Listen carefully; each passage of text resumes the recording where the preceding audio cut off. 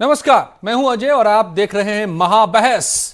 शहीदों की चिताओं पर लगेंगे हर बरस मेले, वतन पर मिटने वालों का यही बाकी निशा होगा।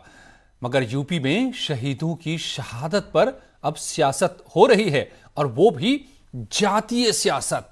जी, सबसे पहले आपको हम दिखाते ये रिपोर्ट कि क्या है ये सियासत, जरा समझिए। और फिर ये बड़ा सवाल कि क्या अब शहीदों की भी जात पूछी जाएगी, शहीदों की भी जात पूछी जाएगी, और राजनीति यहां भी पहुंच सकती है क्या? आज का ये बड़ा सवाल है। मेरे साथ जुड़ रहे हैं खास मेहमान मेजर आशीष चतुर्वेदी, समाजवादी पार्टी से, और अच्छी बात है कि वो खुद सेना का हिस्सा रहे हैं। मेरे साथ जुड़े हुए डॉक्टर चंद्रमोहन बीजेपी से मुझे दिखाई दे रहे हैं, कर्नल दिनेश नैन मेरे साथ कांग्रेस पार्टी से जुड़े हुए हैं, और कर्नल एनएस रावत साहब डिफेंस एक्सपर्ट के तौर पर, डिफेंस के तौर पर मेरे साथ जुड़े हुए हैं। आप सबका बहुत बहुत स्वागत है। मैं सवाल करूं इससे पहले जरा यह भी देख लीजिए कि राजनीति कैसे गर्म है इस पर। के बराबर है, लेकिन हमारे उत्तर प्रदेश, हमारे देश में तेलों की कीमत बढ़ाई जा रही है। आखिर क्यों? इस कोरोना काल में सारी तकलीफ आम जनता को ही मिलेगी, सारा दर्द आम जनता को ही मिलेगा। क्या कोई खास लोगों को इसका फायदा पहुंचाना चाहती है सरकार? कमाल की सरकार है ये। कोरोना काल में भी लोगों का पीछा नहीं छोड़ रही है, लोगों की मदद करने की बजाय पेट्रोल की कीमतें बढ़ा रही है, डीजल की कीमत बढ़ा रही है। मुझे लगता है इससे शर्म की बात हमारे प्रदेश के लिए नहीं हो सकती। दरअसल भदौरिया साहब ने जो कल बात कही थी दाम बढ़ने के बाद तेलों के, उस पर ये बात वो है। आज की बात लगता है कि रह गई है। कोशिश करेंगे कि हम सुना दें, लेकिन मेरे पास समाजवादी पार्टी से ऑलरेडी मौजूद हैं मेजर आशीष चतुर्वेदी। आशीष साहब, मैं आपसे पूछता हूं, और बहुत ही सीधा सवाल है, बहुत ही सीधा सवाल है, न कोई लाग न कोई लपेट, कि अब आप तो सेना का हिस्सा रहे, अब शहीदों की जात पूछी जाएगी और उस पर राजनीति होगी।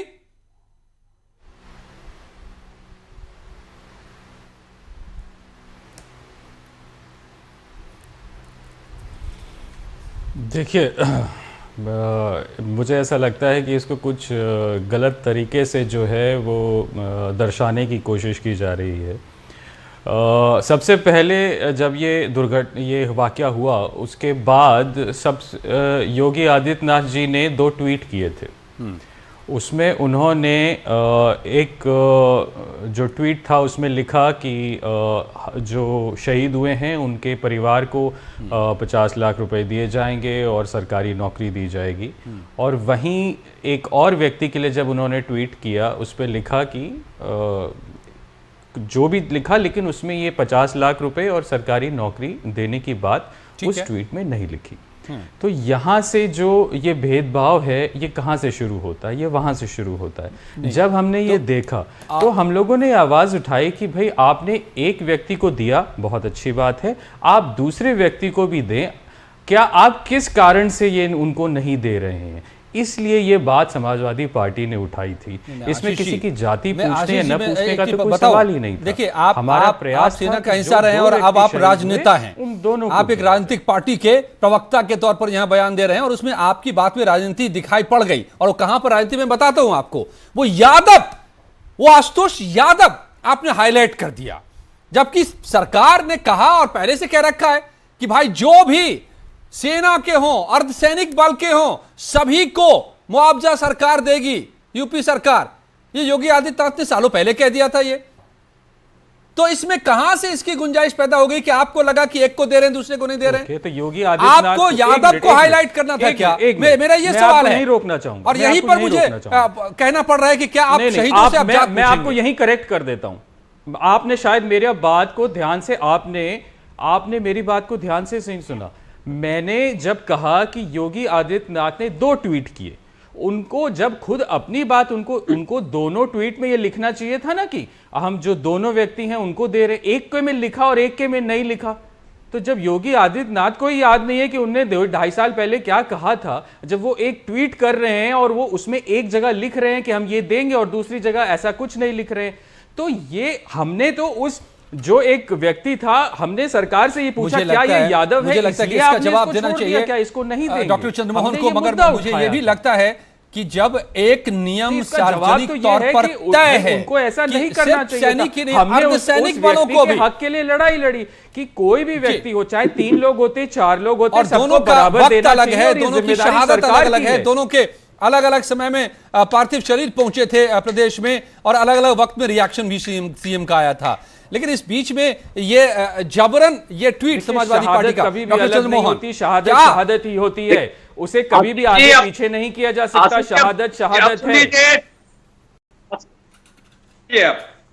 मां तेरा वैभव अमर रहे, हम दिन 4 रहे। ये भारतीय जनता पार्टी के कार्यकर्ता कार्य काम करती हैं। भैया आप जिस ट्वीट को लेकर चर्चा करने की, तो अखिलेश यादव तो ऑस्ट्रेलिया से पढ़ के आए। अब तक जो शहीद हुए हैं माननीय मुख्यमंत्री योगी आदित्यनाथ, उन सबका विश्लेषण निकाल के तब क्या हो गया है आपको? आप साधु की भी जाति ढूंढेंगे और शहीद की भी जाति ढूंढेंगे। मुझे दुख होता है अजय जी कि कैसे ओछे लोग हैं ये जब मनोज मिश्रा की हत्या होती है बरेली में। अरे भाई जाति आप ढूंढ रहे थे, जाति तो योगी आदित्यनाथ ढूंढ रहे थे। हमने तो आवाज उठाई कि आपने एक को दिया, आप दूसरे को देना नहीं चाह रहे थे। वो जब समाजवादी पार्टी ने उठाया मुद्दा तब आपने दिया, वरना योगी आदित्यनाथ तो देना ही नहीं चाह रहे थे। उनके ट्वीट का है, सब कुछ सामने है। अब आप कितना भी ऐसे ऐसे करते रहिए, उससे कुछ होने वाला नहीं है। योगी आदित्यनाथ ने साफ साफ ट्वीट में लिखा है कि हम एक आदमी को देंगे, दूसरे को नहीं देंगे। तो जातिगत राजनीति, हिंदू मुस्लिम लड़ाने की राजनीति भारतीय जनता पार्टी करती है। चिताओं पे राजनीति करने के अलावा ना योगी ना मोदी इनके पास कुछ नहीं है। अगर पूछ लो एक काम तो एक काम नहीं बता पाएंगे। चिल्लाओ मत, तुम्हारे चिल्लाने से कुछ नहीं होने वाला है। कितना ही चिल्ला लो, कोई चिल्लाने का फायदा नहीं है, क्योंकि कोई कायदे की बात बताने के लिए आपके पास श्रीमान जी कुछ है ही नहीं। न तुम्हारे पास न तुम्हारे नेता के पास, सिवाय दिया जलाने, थाली बजाने। थाली बजाओ, थाली बजाओ। अरे जाओ भैया घर जाओ, थाली बजाओ, थाली बजाओ, दिया जलाओ, उससे होगा कोरोना भगाओगे। चलो चलो नहीं चलो चलो यार आगे बढ़ो, आगे बढ़ो यार, आगे बढ़ो। कुछ नहीं होने वाला तुम्हारा। थाली बजाओ, चलो। नहीं जरा सुनिए, आप लोग मामला गंभीर है। थाली बजाओ यार, थाली देख लीजिए। चिल्ला कहाँ चले आ रहे हो? कुछ हो तो कायदे की बात तो बताओ, अगर कुछ हो। ओके होल्ड ऑन, मेरे पास बाकी दिनेश नैन भी है, कर्नल एनएस रावत भी है। कर्नल एनएस रावत को दुख हो रहा होगा, उन्होंने अभी तक पॉलिटिक्स ज्वाइन नहीं किया है। And he must be sad, he must be sad, I am sure. मुझे पक्का यकीन है कि वो उदास हो रहे होंगे। कर्नल एनएस रावत सुन लीजिए, मेजर आशीष चतुर्वेदी, डॉक्टर चंद्रमोहन साहब, आप लोग सुन लीजिए please. Okay hold on major साहब, सोल्जर्स के पास खाने को नहीं है और ये सीएजी की रिपोर्ट में खुलासा हुआ है। ये सीएजी की रिपोर्ट में खुलासा हुआ है, सियाचिन ग्लेशियर में लोगों के पास खाने को नहीं है, विंटर क्लोथिंग। सेना के बारे में बात कर रहे हैं आप लोग, शहादत पर हम बात कर रहे हैं। आप लोग शहादत को मजाक मत बनाइए प्लीज, अपनी राजनीति के लिए लोन माफ कर दिया। चुप हो जाइए, नहीं चुप हो जाइए, 70,000 करोड़, चुप हो जाइए प्लीज। 500 रुपए का टिकट चाहिए उन गरीब hold on, let me go to the other guest please। मुझे और मेहमानों से भी बात करने दीजिए प्लीज। चंद्रमोहन जी, आशीष जी, अच्छा नहीं लगेगा कि मैं बोलूं कि आपके ऑडियो को बंद कर दिया जाए। छोड़िए, आप दोनों सम्मानित लोग हैं, प्लीज अब थोड़ा सा रुक जाइए आप लोग। कर्नल दिनेश नैन, एक मिथ टूटा था कि राजनीति कुछ चीजों को बख्श देगी तब जब आतंकवाद को भी इस राजनीति ने मोहरा बना लिया था अपना। इस देश ने यह भी देखा है और अब हद हो गई कर्नल, आप कर्नल, और हद हो गई कि अब शहादत की भी जात पूछी जा रही है साहब, उसमें भी जाति का एंगल लाया जा रहा है। कहां तक, किस राजनीति को बर्दाश्त करे देश? ऐसी राजनीति को बर्दाश्त कर पाएगा देश क्या? Colonel Nain, You two belong the same fraternity. Ajay दुर्भाग्यपूर्ण है, मैं समझ जी अजय बहुत दुर्भाग्यपूर्ण है कि एक सेना को भी अब ऐसे मुद्दों में लेके आया जा रहा है। और मैं समझता हूं कि इनको बंद कर देना चाहिए, वरना सेना को ऐसे घसीटने तो खामियाजा बहुत भरना पड़ जाएगा किसी न किसी दिन। देखिए अभी शहीद चाहे जवान हो चाहे अफसर हो, दोनों की जान तो एक ही है। और अगर कोई भी चीज आप कहते हो तो दोनों के लिए बराबर होनी चाहिए। हमारे बीच में क्यों डिफरेंस पैदा कर रहे हो भाई? सेना के अंदर वो डिफरेंस पैदा करता है इन चीजों को। उसके देखना चाहिए। और इतने शुभचिंतक हो तो फिर सेना के जो जवान है अजय, उसको 4th क्लास की पे दे रहे हैं 18,000 रुपए उसको। हाउ इज द जोश, हाय सर का हमारा कमांडो पाकिस्तान होके आया, देखो क्या क्या कमाल कर दिया। और क्या तनख्वाह देते हो? 4th क्लास की। तो बीजेपी भाई साहब को मैं बोलूंगा 7th पे कमीशन तो आप ही लेके आए हो ना, तो क्या कर रहे हो उसके अंदर? एक विधवा 9,000 रुपए तनख्वाह, अरे 10,000 रुपए तो आया को मिलते हैं दिल्ली के अंदर भाई, वो कैसे अपना जीवन व्यापन करेगी? और किस लोग फिर भी आपके लिए हंस हंस के जान दे रहे हैं, देश के लिए गर्व से कुर्बानियां दे रहे हैं, और आप लोग ऐसे कुत्ते बिल्ली की तरह लड़ रहे हो। शर्म नहीं आती सेना को ऐसे बीच में घसीट के? और कोई काम नहीं रह गया क्या? कैंटोनमेंट के दरवाजे खोल दिए, खोल दो भाई, चारों तरफ मिसाइल रखी है, तोप रखी है, सारे दुश्मन को खबर चली जाएगी, खोलो, मनाओ जश्न। भाई भाजपा का एक जो लोकल नेता झंडे लेके हमने सेना के बीच से रास्ता खुलवा दिया, करो जश्न मनाओ, किसने मना किया हमको? खूब मनाओ। और इसके बाद में लेकिन हर्जाना कौन भरेगा इसका? क्यों शहीदों को, क्यों सेना को इस स्तर पे गिरा रहे हो? यह देश की सेवा सेना है, किसी राजनीतिक पार्टी की नहीं है। प्लीज समझिए इस बात को।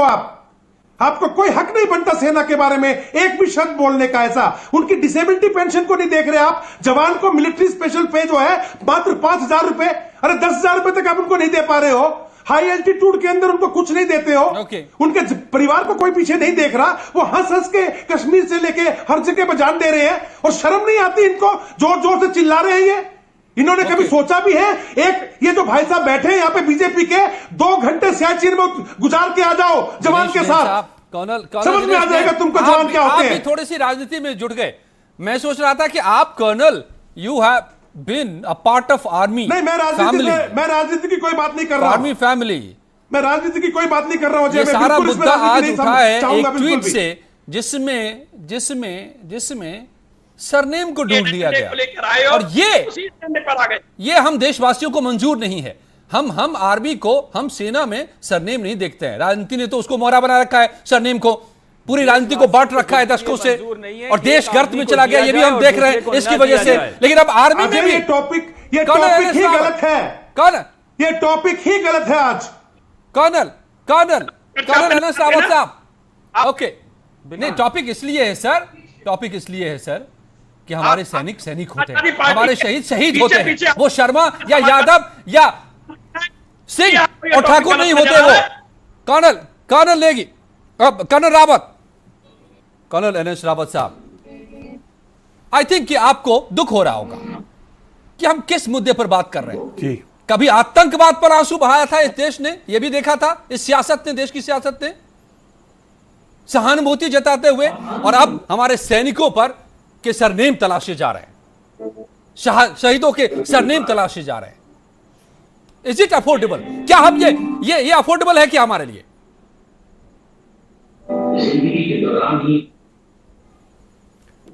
अजय जी, मैं खाली इतना कहूंगा कि ये एक समय ऐसा है जो हमारे राष्ट्र के लिए मुश्किल है, विश्व के लिए मुश्किल है, मगर अगर हम इन विषयों पर अपना समय, अपना पॉलिटिक्स को जाया करते हैं तो ये पूरे देश के लिए दुर्भाग्य का एक अवसर होगा। हम जब सेना में हैं तो सेना में ना तो हम किसी की जाति, ना धर्म, ना उसका क्या क्लैन है, किसी चीज़ के बारे में नहीं बॉदर करते। हम एक मेज पर बैठ के इकट्ठे खाते हैं, जमीन पे बैठते हैं तब भी इकट्ठे खाते हैं, इकट्ठे काम करते हैं। वहाँ खाली एक डिफ्रेंशिएशन होता है, वो होता है उसके कर्म पे, कि कौन कैसा काम करता है, उसके हिसाब से उनको अच्छा या बुरा कहा जाता है। बाकी ये जितनी भी भावनाएं हैं ये सेना के अंदर, किसी भी सेना के अंग के अंदर नहीं होती हैं। अभी मुश्किल ये है कि ये जो काल चल रहा है कोरोना का, पिछले 40 दिन हम लॉकडाउन में थे, तो शायद हमारी जो राजनीतिक पार्टियां हैं उनके पास विषयों की कमी हो गई है। वो शायद ऐसे विषय ढूंढ के लाना चाहते हैं जिससे अपनी महत्व को बना के रखें। मैं खाली ये सोचता हूं कि अगर किसी एक पार्टी में अगर किसी ने इतना समझदारी नहीं दिखाई और एक गलत विषय के ऊपर बात करते हैं तो, और मान लीजिए अगर किसी एक सरकार ने किसी एक सैनिक को दिया, दूसरे को नहीं दिया, तो हमारे राजनेताओं के पास बहुत सारे फोरम हैं, पार्लियामेंट है, स्टेट असेंबलीज हैं, जहां पे वो इस प्रश्न को उठा सकते हैं। वो व्यक्तिगत रूप से चिट्ठी लिख के, प्रश्न उठा के मुख्यमंत्री या प्रधानमंत्री से ये सवाल कर सकते हैं, मगर इसको जनता के बीच में लाके वो क्यों चाहते हैं कि जो समाज में जो सैनिक जो कहीं पे हैं उनके परिवारों में ऐसी भावना पैदा की जाए। बिल्कुल, और ये खतरनाक है, और इसीलिए आज महाबहस हम कर रहे हैं इस मुद्दे पर। कार्य करने में मुश्किल ये बहुत ही खतरनाक है सर, ये खतरनाक है। इसलिए मैंने पूछा कि कैन वी अफोर्ड इट, क्या हम हम इस बात को बर्दाश्त कर सकते हैं। ये major Ashish Chaturvedi, I think कि मुझे आपको ज्यादा बताने की जरूरत नहीं है, आप भी सैनिक रहे हैं, आपने भी देश की सेवा की है बतौर सैनिक। आज आपका गमछा लाल हो गया है, तो अब आप राजनेता बन गए, मगर आपने वर्दी पहनी है। सवाल यह है सर, अगर राजनीति की बात करें तो मैंने एक आंकड़ा निकाला समझने के लिए। मेरे सामने जो मुद्दा आता है, मुझे फैक्ट उस पर मैं तलाशता हूं। समाजवादी सरकार, दिसंबर 2016 से पहले शहीद परिजनों को 20 लाख का मुआवजा मिलता था। बाद में शहीद के माता पिता को 5 लाख दिया जाने लगा। अखिलेश जी ने यह अनाउंस किया था, मैंने इस खबर को पढ़ी थी उस दौर में। दिसंबर 2016 के बाद शहीद के परिजनों को 25 लाख का मुआवजा दिया गया, और जिसमें से 20 लाख पत्नी को, माता पिता को 5 लाख। योगी सरकार 2017 के बाद शहीद के परिजनों को 50 लाख, जस्ट डबल। पत्नी को 40 लाख, माता पिता को 10 लाख। शहीद के याद में उनके गांव में गौरव द्वार का निर्माण, परिवार के किसी एक सदस्य को नौकरी, सरकार की सरकारी नौकरी, और यह सब कुछ हर सैनिक और अर्धसैनिक सभी के शहीदों को। That's the difference. It is announced, यह पब्लिक डोमेन में है, सरकार की घोषणा है। फिर यह कहां से आपको शक हो गया कि यह शर्मा को दे रहे, यादव को नहीं दे रहे? उछाल दो मुद्दा।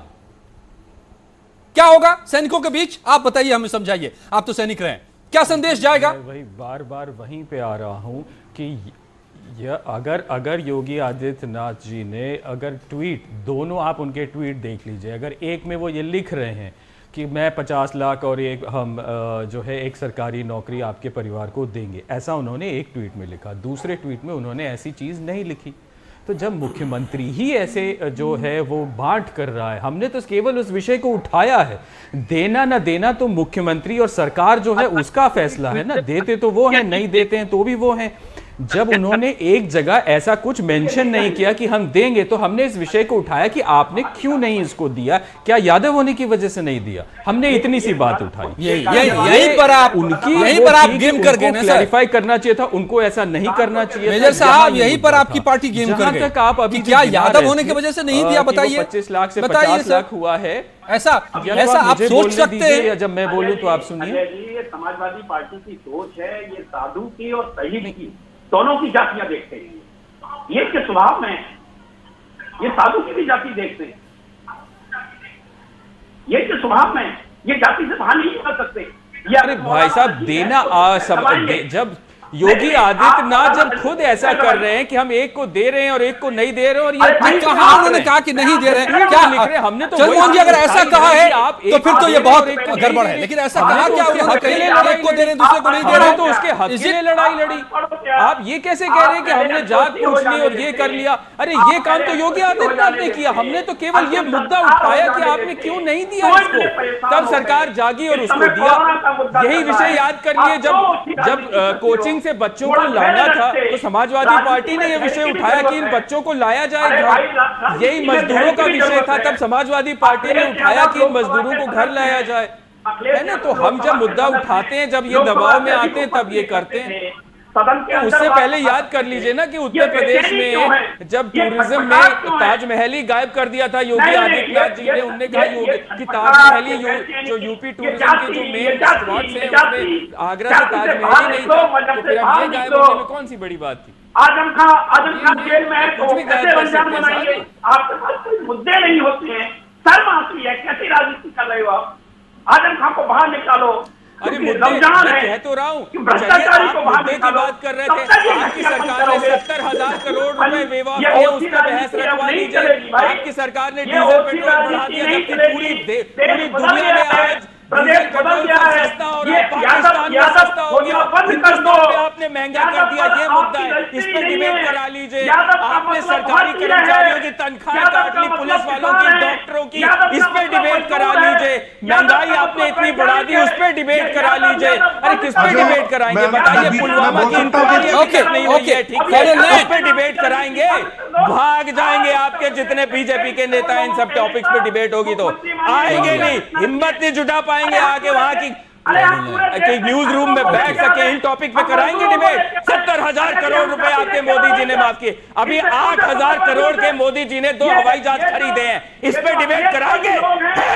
अजय मैं बोल सकता हूँ, ओके 8,000 करोड़ के, ओके, पता नहीं 8,000 करोड़ के हवाई जहाज खरीदे हैं अभी अपने घूमने के लिए, कराओगे इस पे डिबेट? मेजर साहब, हिम्मत let our editorial team decide the topic, please. Sir, इस देश के you decide your politics. आप अपने सियासी एजेंडे को तय कीजिए, हमारी एडिटोरियल टीम को तय कर दीजिए मुद्दों को। आप छोड़िए, आप इसमें मत पड़िए, 70,000 करोड़ Okay. बस इसलिए क्योंकि वो चंदा Okay, sir. देते थे भारतीय Sir. जनता पार्टी को, वो Sir. जितने लुटेरे थे 50 लोग थे, वो लुटेरे जिनका कर्नल दिनेश ने 70,000 करोड़ माफ किया है भारतीय जनता पार्टी ने, और आप तनख्वाहें काट रहे हैं, या लोगों के डीए काट रहे हैं और सेना की सुविधाएं काट रहे हैं, और फिर बात करेंगे कि हम जाति ढूंढ रहे हैं। चंद्रमोहन जी प्लीज होल्ड, आशीष जी जाति का पता नहीं आप लोग, Ashish ji, Chandramohan ji please hold hold hold hold. Colonel Dinesh Nayak, colonel साहब मुझे आप 2 लाइन में बता दीजिए, छोड़िए, मैं आप आज को कांग्रेस आज कांग्रेसी के तौर पर नहीं, आपको छोड़ने के तौर पर आपसे भी पूछता हूं। डिबेट कराएंगे? अभी आप भी कह रहे थे ना कि समाजवादी पार्टी के पास टॉपिक नहीं है, तो मैंने आपसे कहा 70,000 करोड़ लोन वेव ऑफ हुआ है, क्या आप डिबेट कराएंगे इस पे? बताइए, आप डिबेट कराएंगे इस पे? पुलवामा की इंक्वायरी अभी तक नहीं हुई है ठीक से, क्या आप उस पे डिबेट कराएंगे? Bharatiya Janata party, okay major Ashish Chaturvedi, we will decide, हम तय करेंगे कि कब किस वक्त कौन सा मसला है जरूरी है, जो पब्लिक के बीच में जिस पर डिबेट होना चाहिए। Let us decide sir, you decide, आप अपनी राजनीति को तय कीजिए सर। मेजर साहब, आप अपने राजनीतिक एजेंडे को तय कीजिए। दिनेश ने, समय कम होता जा रहा है, मुझे आप दोनों से भी समझना है जी। दिनेश जी अजय मैं बोल सकता हूँ कुछ अभी? या please come in, but Ajay मैं एक चीज बताना चाहूंगा जी। कोई राजनीति नहीं, मैं आशीष से, डॉक्टर साहब से बोलूंगा जरा थोड़ा शांत रखें इस मुद्दे के अंदर। देखिए अजय, ये जो देश की सेना है ना, 48 के अंदर जम्मू कश्मीर, 62 में चीन के साथ में बगैर कपड़ों के, 65 के अंदर पाकिस्तान के अंदर लाहौर और हाजीपीर, 71 के अंदर बांग्लादेश, उसके बाद में आपका शांति सेना बन के क्या नाम है श्रीलंका के अंदर, आप शायचिन जीत के दिया, आपको कारगिल जीत के दिया, उसके बाद आज कश्मीर के अंदर पूरा होल्ड करके रोज छोटे छोटे टुकड़ों के अंदर बंद होके आ रहे हैं। इसके बारे में बात करते हुए थोड़ा संवेदना रखिएगा, ये चिल्लाट ना कीजिए यहाँ पे। एब्सोल्युटली। दूसरी बात, ये सेना के अंदर अगर आपने कुछ करना ही है तो इनकी कैंटीन की फैसिलिटीज छीन ली आपने। कैंटीन एक रिस्पेक्ट थी, उसमें से सामान 2-2 साबुन, 1-1 साबुन। बीजेपी के भाई बैठे, डॉक्टर साहब जरा मुद्दा लेके जाइए आगे और बात कीजिए इस बारे में। दूसरा, इसके अलावा जो भी आपके जो फंड्स हैं, हमारा अजय जवान और अफसरों के बीच में एक जेसीओ है, जूनियर कमीशन ऑफिसर, मिनटों में वक्त होता है, लास्ट 1 मिनट है और आप बहुत सारे मुद्दों को और मुद्दों को ले आएंगे कभी।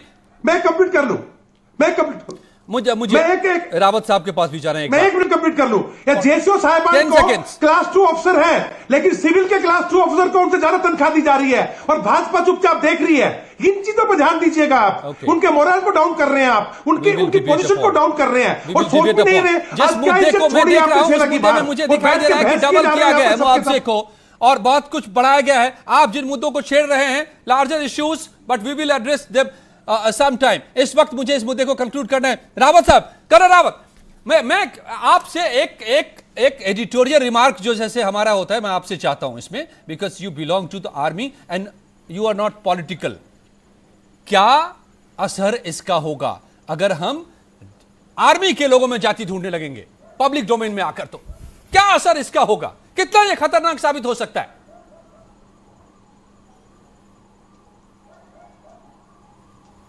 अजय जी, एक सैनिक का वर्ण होता है क्षत्रिय, जिस दिन वो शस्त्र उठा लेता है।